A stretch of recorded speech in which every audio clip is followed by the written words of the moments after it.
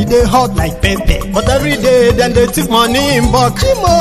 Poor man pikin dey the street dey hawk, still dem talk say make we no talk, but thank God say mayegun don come. So my people make you loud, oh yo yo, mayegun don come, oh yo yo. My people make you shout, oh yo yo, mayegun don come, oh yo yo. Mayegun don come, man of the masses, oh yo yo, mayegun don come, oh.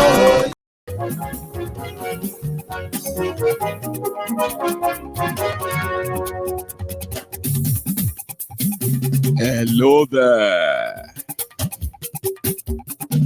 Mayegun làwa mọ̀ làmọ̀ tó dòdòdò.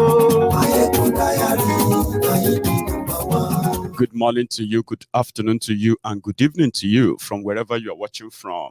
This is Mayegun live. Mayegun number one. Mayegun ti dé o, ọ̀rẹ́ ara yìí. Mayegun dayari, Mayegun number one. Lórí Facebook, lórí YouTube. Mayegun dayari, Mayegun number one. Gbogbo bó ṣe ń lọ ni Mayegun já wa sí. Mayegun dayari, Mayegun number one. Àṣírí ọ̀jẹ̀lú kì í kó níbẹ̀ o. Thank you so much for joining me, and sorry for us starting late. However, as you are joining, share the broadcast, okay? Invite your friends, invite your not so friendly friends.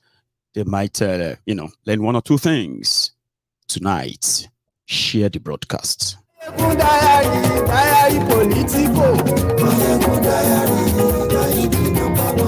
Godfatherism, kò sí lọ́rọ̀ Mayegun, Mayegun diary, Mayegun number one.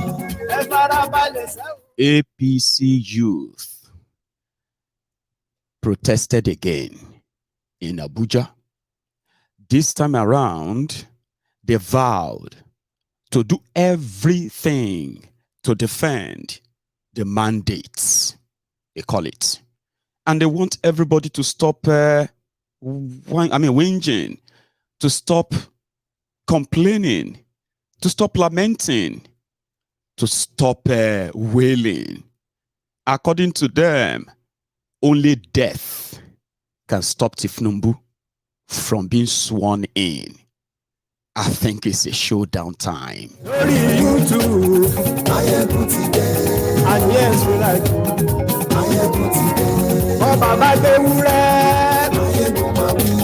And yes, we I have told you a lot about the propagandas going on and going round. There is a latest one where an Igbo leader made a statement, and a part of that statement is cropped out to serve the ongoing tribal ethnic propaganda of APC, Egbekegbe, to further divide Nigeria. However, they wanted to prove a point that Yorubas and Igbos, we are enemies. And in fact, we can never do anything together as Nigeria comes. You know what I mean? So that propaganda will be sort of demystified tonight if you have the time. Also, why are they so riled up? Why are they not celebrating openly? Why is it that even Nigerians have no idea where their supposed president-elect is right now? Not just that. No one has a clue of the transition, so to say. You know why? The mood of the country. According to them, a lot is going on behind the scene to nullify the election, to cancel it completely, and disqualify Tinubu, even get him arrested. All of this hope and all this behind the scene, according to APC themselves, are going to remain dreams. But if they are going to remain just dreams or just mere wishes, why are they riled up? Why are they restless? And why are they yet to cease fire on their ethnic, tribal, divisive propaganda. That is never going to keep Nigeria one. And that is, for those who know how it all started, in 2014, 2015, APC, Egbekegbe, brought for the first time in a long time the ethnic divisive politics that currently pervade their own government, kept Nigerians and Nigeria divided, and they kept pointing fingers, accusing people of what they are doing. So here we go again. They are not relenting, they are not stopping, they are not ceasing the fire. So, ladies and gentlemen, I will do my best just to explain to you the ongoing Cold War in Nigeria and the parts that APC, Egbekegbe, is playing, including you. Their propaganda has been working on very well.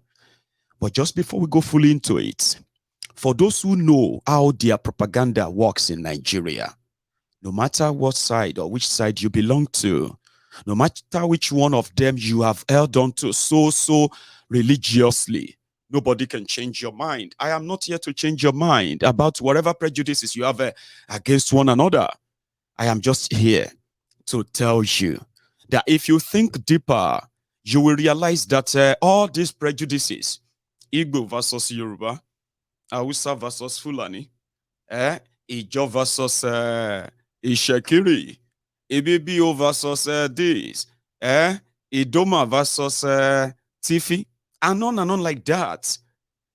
If you take a look at their ground causes, you will see the hand of your either past or present political criminals from all of our own different ethnic nationalities in Nigeria. But you know something? As much as a lot of us have taken sides, depends on what you believe, there is something that a lot of you possibly denies, and that is they win, we lose. Whether it is religion you want to cling on to, in fact, kill people for, in the Nigeria political space, it is not to benefit you, but to benefit the criminals who are going to latch on that division all the time. You are just pawn. If it is ethnic, tribal, that the card they are playing, and you choose your side based on your tribal association, you don't want to be a bastard to your own ethnic nationality. How dare somebody say that about about Yorubas? How dare you say that about the Igbos? You Yoruba that are stinking this, you Igbos that are this or that. You see, despite all their prejudices, listen to me. You all exist in that same fragmented, misruled, divided, impoverished, terrorized, and corrupted Nigeria. Therefore, despite all your prejudices, I can't just sit down and look away when these people are insulting Yorubas. They are insulting Tinubu, and that automatically means they are insulting Yorubas. That is your prejudice, Abi? Great. I know that you all hate the Igbos so much. And that because of that, I cannot sit back and look at you, be abusing and attacking Igbos and all of that. Great. That's your prejudice. Guess what? A lot of people who believe in their different prejudices, rightly or wrong, in that same Nigeria, you all exist, suffer the consequences of a mismanaged country. And guess who are those? The actors who mismanaged the country. You will see Yorubas, you will see Hausas, you will see Fulanis, you will see Igbos, you will see Ijos, you will see everybody from your own different, playing their own either big or small role in dishing out the shege that Nigeria truly represents. And guess what? They are united in dealing with all of us. We are divided in suffering the consequences of their own crime. But the moment you drop religion into it, you drop tribe into it, everybody takes side, existing in the same ruined, destroyed economy. Now, it is difficult to convince you otherwise. I am not here to convince you otherwise. I am just here to show to you how political propagandas work and to whose advantage. To you, to me, yours or theirs. From time immemorial, whether you are on their side or not, from time immemorial, it has always been the criminals in power or in government in Nigeria who will do anything and everything. They will say anything and everything just to get that power. And once they have it, you are on your own until the next time. So how do you then invest so much hate, so much vile, so much sort of intolerance, so much bloodshot vengeance against one another because you believe doing so somehow could be your own way of redeeming I don't know, your nationality or something. In a Nigeria that everybody keeps screaming, one Nigeria, because it's never one. Self-preservation is another fancy word people use when they want to hide behind tribal, ethnic bigotry, religious and otherwise fanaticism. Self-preservation. If you don't fight now, they are coming to take over our place. They are coming to take over your days. They are going to run you out of town. You need to be worried and all of that. And guess those who are telling us to be worried? They are the people who deliberately impoverished us, oppressed us, miseducated us, ensure that our social, our self-esteem that should help our social status as a people have been so diminished and destroyed that we only exist for existence sake. The same people turned around and said, listen, we have been protecting you all this while. We are poor. We are disenfranchised. Opportunities have been taken away from us. But whenever it is time to rile us up, all of us, to defend something like their feeding bottle, help them keep their feeding bottle, they will remember that self-preservation is the reason why you have to stand up in a supposed one country that people kind of deal with themselves as if to say they are actually like generational enemies. Now, I am not trying to speak in parables here. I am trying to bring your consciousness to something. And that is, you could have been an enabler to whatever is happening in Nigeria. Consequently as well, you and the victims who have been the victims of all of that. And how? Through all this endless propaganda. The Igbos ate Yoruba. The Yorubas ate Igbos. The Hausas ate Igbos. The Fulanis ate Igbos. And this one ate that. But when you see all these guys together, you will see Fulani, you will see Hausa, you will see Yoruba, you will see Christian, you will see Muslims. All of them hobnobbing, clicking glasses, laughing together, sharing our own commonwealth. They never kind of hold daggers after themselves. No. So I am not here to convince you to change your mind. I am just here to show you how you probably have been an enabler too. And as for Tinubu and their own kind of politics in Yoruba land, let me tell you something. In America, they have this bragging stuff, yeah? In the UK, they have this bragging stuff. They will look at generation to generation, and every generation they are offered their own opportunities of prosperity. Okay, first, every generation in this part of the world, they are trained and educated and prepared for what the challenges will be when they will be of age. And that includes the type of education they give to them. the kind of resources they give to them, the type of support they give to them. And every 10 years, if not every year, you get to see the generation of prosperous young people that will then maintain that prosperity.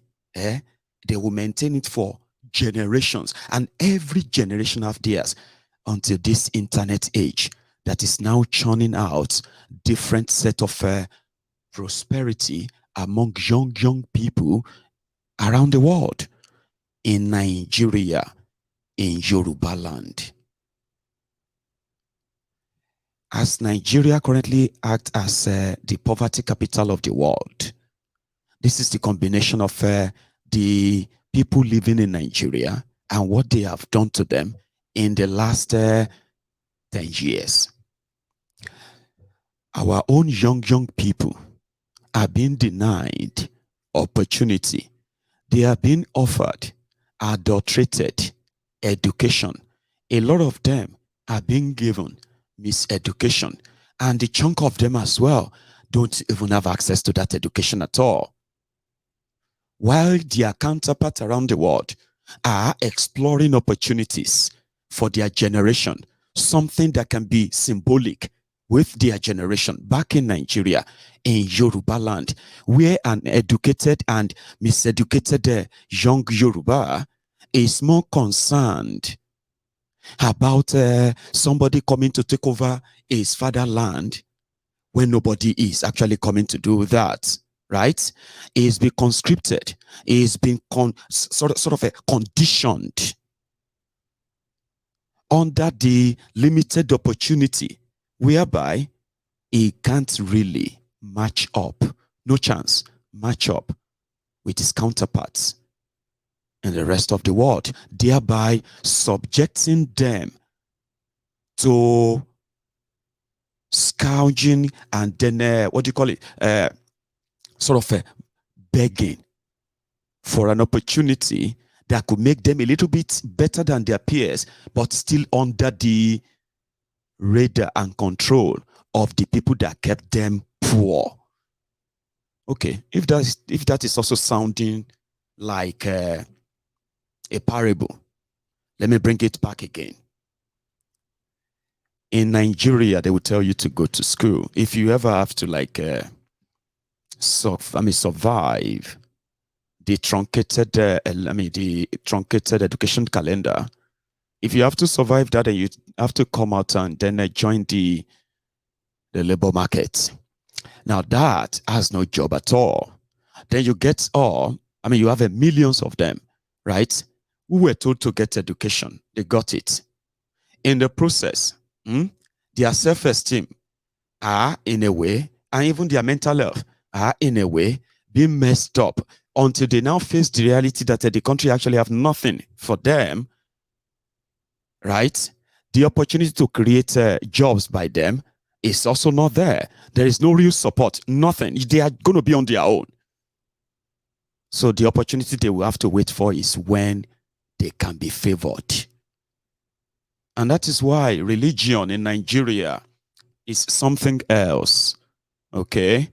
When people are in a way conditioned or limited by the criminals who know no tribe, no ethnic, no religion, but they love to play the cards in order to keep you divided and poor in this regard, then you resort into miracle. Who can do something miraculously sharp to change your life when the opportunities are not there? And then you keep on going and going and going until you hit the bottom of the rock. That is Nigeria. Now we are left at the mercy of our oppressors. We are left at the dictate of their own evil wishes. Their propaganda to make us continue to hate ourselves in that poverty and that oppression is the only active tool. And that is why today, when you look at the level of what they call the wokeness, and why some of the propaganda are not really working much on this generation of Nigerians to start with, is simply because now a lot of them can see their counterparts around the world excelling, doing simple things in a great way. They are asking questions. How come they can't have all of that? Why can't they also have good lives? Why can't they have this? Why can't they have that? Why is the opportunity so rare? Something that usually their own old peers, the generations before them, were told to pray. Go and pray for it. You want good life. You want responsible government. You want a united country. You want a prosperous country. Just pray. Pray for it. Sure you get. Now, the generation that came are now like, is the internet age. They are now questioning everything they've been told. Everything. And that is why we are now having problems. Because the same pattern that enslaved those before us, where bigotry, tribal bigotry, religious intolerance, and so many other vices, which have been the bane of Nigeria for so long. Now, it is now the clash of generations. That's why some people are wondering, how dare you, as a Yoruba boy or girl, publicly criticizing Tinubu? Like, what kind of generation are you? Are you not supposed to be a Yoruba? They are wondering. And somehow at the same time, they have no idea how to handle this.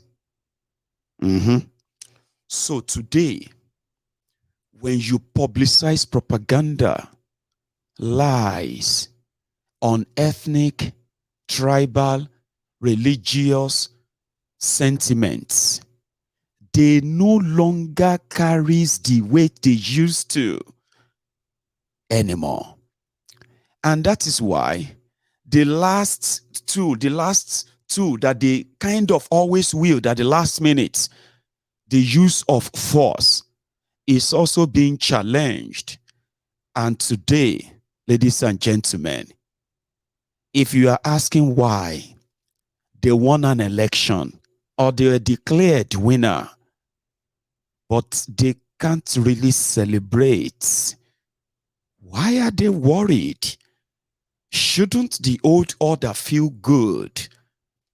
That when people said they don't want to be part of Nigeria anymore, you waged war on them. When the young people said they are tired of how they are being ruled and oppressed, you also waged war on them. And when they decided to fight back through your own set up electoral process, you rigged them out. You told them to go to court. As divided as Nigeria is, when an election happens, the most sing-song of politicians is always, election is over. Let us come together and united and move on. But when APC, Egbekegbe, came in, they said, we are people who will never forget how you treated us, how you spoke to us, how you disrespected us, how you criticized us when we were seeking the power. We won't forget. And that's exactly what Bukwari represented for 7.5 years. For 7.5 years. APC couldn't unite Nigeria. Do you know why? You can win an election or rig an election by using propaganda, lies, half-truth, and so on. But it will be so hard to rule that same country with propaganda, lies, half-truth, and all other divisive rhetorics. under APC, Egbekegbe, after the 2014-2015 elections, the first international trip that Bukwari went to Washington, D.C. in America, remember? They asked him, you just had the worst and the most divisive election. Nigeria seems to be more divided like never before. What's your plan? Especially the areas that are more agitated and handling for supposed problems and trouble. Now that you, Bukwari, is president. And his response then was, in all honesty, confessing at the international stage, is that I cannot pretend there will never be any united Nigeria. In other words, 97% of people that voted for me, according to him, should not be expected to be treated the same way as the 5% that didn't vote for me. The Buharidins, the Buhari Diderins, the Buhari Dinotus, the Buhari Dijatus, the Buhari Shukus, the Ungoziaris, the Unekaaris, the sophisticated morons, on boot slaves, and the rest of them. They went into town and they said he was right. Guess those who were the 5%? They were the Igbos, according to Bukwari, a supposed newly elected president of Nigeria. He said that in America, and that's exactly what he did for 7.5 years. The rhetoric was that the Igbos deserved what they got under APC. Egbekegbe. But when APC, Egbekegbe of Tinubu, came with their own agenda that they called swagger at first. Swagger was Southwest Agenda. Whatever. They told them, don't use that. It's simply going to look like Yoruba agenda. There are Yorubas that are obviously never going to follow this your nonsense. Okay, let's change it. So they went back and they changed it to renewed hope after the shattered one. But there is no renewed truth, vigor, approach, and something that you can say for people who see themselves as ruling over a country that they expected to be united, peaceful, and progressive. So they didn't renew any hope. They renewed the propaganda. And then they went all hog to pit the Muslim versus Christians. Then they turned around and they pointed fingers at others and said, oh, he did it. He's doing it. Anyway, we can all see how divided Nigeria is now, if you don't want to deny. It's got to a boiling point. APC divisive messages even got to a stage where people were mobilized against other ethnic nationalities in Lagos. So if they tell you, election is over, let us move on, by the same people who are still pushing their propaganda, the propaganda of Igbo this, Yoruba that, you should be alert, and if possible, kill them. If you have a chance, they are your enemy, and all those rhetorics.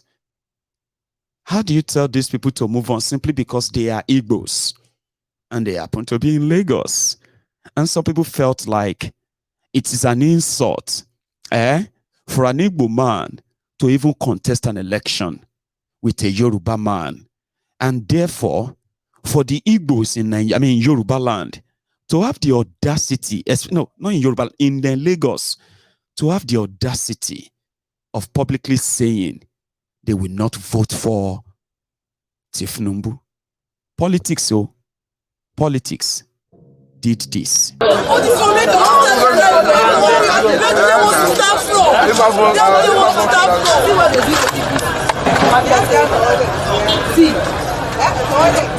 Everything is spoiled.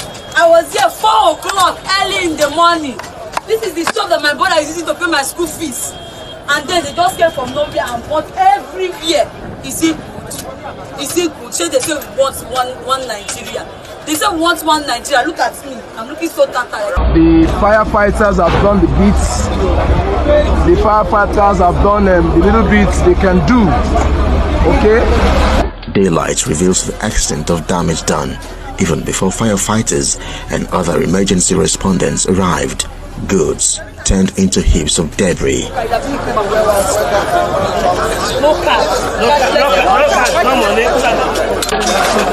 Shocked shop owners watch helplessly, a situation already late to salvage any valuable item. Everywhere burnt down, totally. That's when fire service they came to our aid. Nothing is remaining. Look at people's markets. Look at them. Nothing is remaining here. Everything is burnt down. So what do they want us to feed on? Where do we start from? The government should do something about this. It's not good. They have rendered so many people useless here. So many people, nothing came out from their shop. Even one seed, one thing did not come out. It's very, very painful. It's very, very painful.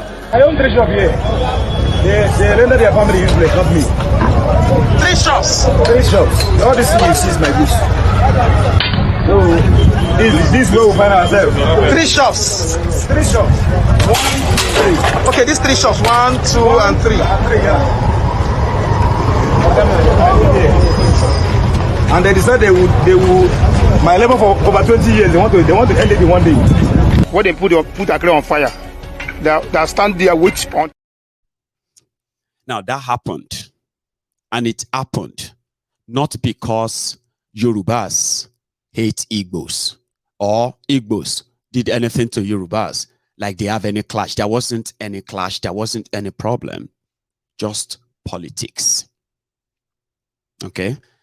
Now, politics that destroy lives and properties. You can't call that progressive, can you? And in a country whereby the perpetrators, the criminals who did this, because of their affiliation to the government in power, they will never be caught or tried. Rather, they will be used for something even worse than that in the future. So, if normally, as they say, eye for an eye, tooth for the tooth, that the Yorubas, who are also living outside Yoruba land, for some reason, they started getting attacked too. And then it becomes an endless circle. Sure you get. But the propaganda and the lies that prompted that attack and other followed up attacks where people got killed. I'll show you something. First you have the image, right? A young man. This young man happened to be one of the unfortunate ones. Peter. Peter, which hailed from Ohafia, local government area in Abia State, was attacked and killed post-election in Lagos. You know what happened? His only crime is that he is Igbo. This is a day after the election. Not that he was caught, it was at the election zone to vote for anybody or anything. Right? APC propaganda the vengeful Lagos APC propaganda, which is just to kind of create that impression that the Yorubas are vile people. The Yorubas are hateful people. The Yorubas are intolerant. They don't tolerate any other people or anything. So this young man was attacked a day after election by the Lagos thugs, the Lagos rascals. And his death is among many other deaths. And the only offense is because they are Igbos. This orchestrated attack and profiling didn't start today, but it is taking a new dimension. None of this is going to ensure peace. Even when politicians say, let's have peace, we need peace, let's come together and build peace. You don't build peace on the blood of innocent victims that are seeking justice. In an unjust society, you don't just ask for peace. Sure you get. Now, properties destroyed, lives lost, and we need to move on. Some have told me that Mayegun, I am more of a problem of Nigeria than these local terrorists who have the capacity to take lives, who have the capacity to burn down properties because some people told them it is the right thing to do. But you know, when somebody like me talks about the injustice in between, just injustice too many, until you become a victim, like I told you before and I've said it many times, we are all victims waiting to happen. You see, those who were survivors of yesterday, they are the victims of Nigeria today.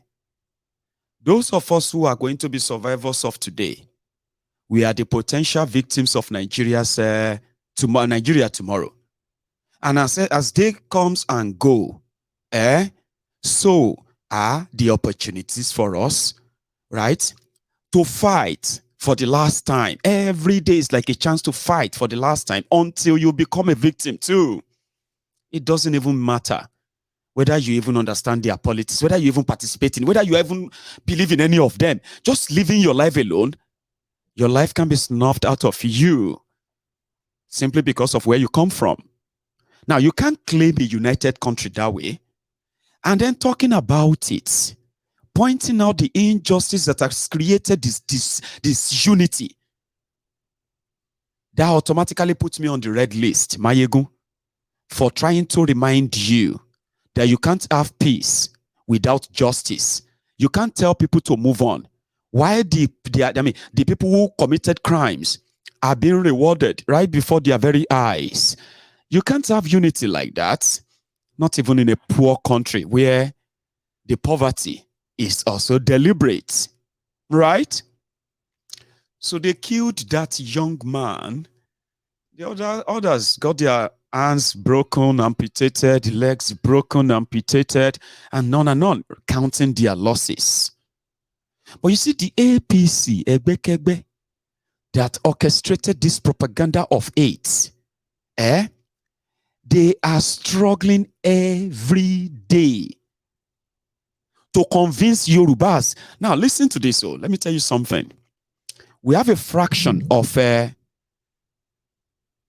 Yorubas whose interest is because of what they are benefiting or they stand to benefit politically from Tinubu's APC criminal gang. Around us, we are still wallowing in poverty. Our people are still being impoverished every day. Our young people are still being denied job opportunities because there is none. Economically, our own people are being economically disadvantaged still. We are still the same people being terrorized by the Fulani terrorists, including the local terrorists. funded by these criminal politicians. We are still the same people in that contraption too. However, the people that are struggling to attach Yoruba, with everything Tinubu, with everything is political thugs and the rest of them, including those hungry, starving, crumb eaters, crumb chasers, ass lickers, crumb eaters, and all of that. They are still very much never representing the Yorubas. Do you know how you will know? According to them, Yorubas are so tolerant. We are so welcoming. And by virtue of circumstance, we became the center. Oh, not by virtue of circumstance, okay? It is by virtue of a political orchestration. The Yoruba land became the beneficiary of what should be the economic capital of Nigeria. You get what I mean? By virtue of that. But do you know something? These guys were in their circle and recycling the poverty as well. They are tired of us. They said that we Yorubas, we are too soft. A lot of you are reading all of this online. And even at that, some of you still feel comfortable to put all Yoruba in a single basket because of Tinubu and what they are doing. Ignoring the fact that as they are turning on you, they have started turning on us too. They said we are not self-preserving enough. They said we should be self-preserving or something. No, it's not. It's called self-preservation or something. As Yorubas, we need to stand together. Anybody who is trying to come into our midst, we must stop them. So anybody who is trying to come and overrun us, we must stop them. Don't you think that's an idea, a mentality that was deliberately put in your head by your fellow Yoruba slave masters who actually don't wish you well? At first, nobody is coming to take anything from you because everything that should have been yours have been taken by these criminals. You know that? We need to come together. The only way that they can preserve the Yoruba dignity, the Yoruba people's prosperity, is when the political criminals in Yoruba land, starting with Tinubu and gang, when they begin to realize that when the wealth of the land, when the people of the land benefit from the wealth of the land and it actually reflects in their lives, that is self-preservation. Okay? When you don't have Chinese and other foreign natural resources thieves who are rummaging entire Yoruba land, excavating our natural resources, taking them away while we live in abject poverty and fear. So if you want to preserve the dignity of the Yorubas, then you should start by defending the right of a single Yoruba. Every Yoruba man or woman, your right is, number one, you have the right to good life. You have the right to good and comfortable life, safe life. Your children have the right to have a prosperous future. This prosperity of Yoruba land that Nigeria is milking and stealing, sharing with those who claim to be representing Yorubas, while the rest of us live in poverty and all that, that is not self-preservation. It is a human shield. They want you to turn to a walking time bomb who hates everyone because of the kind of life is made to live. Yorubas are living better lives outside Yoruba land, outside Nigeria. Yorubas are breaking even. They are breaking barriers. But back in Yoruba land, you are living by the rules of poverty, limitation, and then slavery. A lot of people enjoy it. A lot of people are comfortable and smiling in their slavery, but that doesn't mean that the entire population actually does. And here I am. If you want to preserve the Yoruba's self-esteem, Yoruba's the dignity and all of that. Why don't you do something that actually makes an average Yoruba life better than the life of any other person outside their Yoruba land? Can you do that? No, they can't. Because it's not about Yoruba. It's not about Igbo. It's not about this. It is about power, selfishness, their greed. And the only way to keep them is to tell you they hate you. And in order for them to continue to take advantage of you, all you have to do is to believe them. And if they say you should kill people who want to come and take away something from you when you have nothing, you know you don't have anything. A lot of you don't have anything. You are living in this Nigeria, yeah? That APC, let me give you a flashback.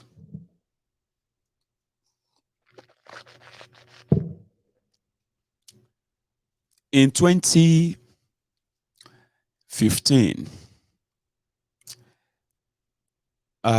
the number of crude oil produced by Nigeria daily was put at 1.7, 1.8 million, 8 million barrels a day. When they came in, I mean, in order to balance it up so that I don't keep going back on it, okay? 1.8 million barrels a day. And they complained then that Goodluck Ebere Jonathan mismanaged the money and they couldn't give account of what they did with that huge money. But do you know that immediately they came in and they quickly do the abracadabra in NNPC, suddenly the number of the amount of lost crude oil to oil thieves in Nigeria jumped from 50,000 a day, 50,000 barrels a day to, wait for it, 700,000 barrels a day. Meaning, Nigeria's crude production every day also dropped drastically. At a point, it dropped down to a paltry 700,000, 800,000 barrels a day. Now, for 7 years, oil thieves under APC, they will bring vessels, cargo vessels, like that, big tank, and they will spend days on Nigeria water in Niger Delta, pumping Nigeria crude oil from the pipeline that Nigeria laid. And guess what? For 7 years, nobody raised the alarm that what they were pumping, or the pressure of the pumping, right, fell, and they are losing 700,000 barrels every day. Nobody reported. You know why? Because there are those behind it, and they were reselling this stolen crude oil to European countries, including China. And they were making the cool money, clean money. Nobody raised any alarm. We were screaming. They said, shut up your mouth. What do you know? You are enemy of Buhari. That happened. And because of that, the Nigeria reliance on this Forex, you know, because when you sell the crude oil, they give you a lot of dollars or what have you, Forex, right? So what happened is that that reduced drastically. They did something else as well. When they came in, a liter of petrol in Nigeria was 87 naira per liter. Nigeria was paying subsidy. Guess how much Nigeria was paying as subsidy as at 2015 for the whole country? Goodluck Ebere Jonathan was paying, as at the time, they were paying about 400 billion naira to subsidize the petrol that everybody uses in Nigeria. But they took the subsidy off the diesel. And between that 2015 and 2023, APC, they said they removed the subsidy 3 times, then denied it 3 times. So they increased the fuel, and today, a liter of petrol in Nigeria is hovering around 160 naira to 500 naira per liter. Now, that's actually not the full story. Now, that's the number, because of the loss of crude oil, everyday crude oil to thieves, and the loss of revenue on crude oil sales, which means they don't have any money at the point, yeah? These same criminals, they increased that subsidy from 400 billion a year to over, wait for it, 1.4 trillion every year. Now, subsidizing petroleum is because Nigeria produces crude oil. And Nigeria is the only country in the whole world that produces crude oil. And they export the crude oil. And they import finished products. APC, Egbekegbe told all of you then that they were going to build you a refinery each every year. They did the cost estimate or whatever it is, it will cost them to build a refinery. And they said, it is possible. So by their own estimates, they said they will build refineries that will be refining at least minimum of 100,000 barrel of crude oil every day.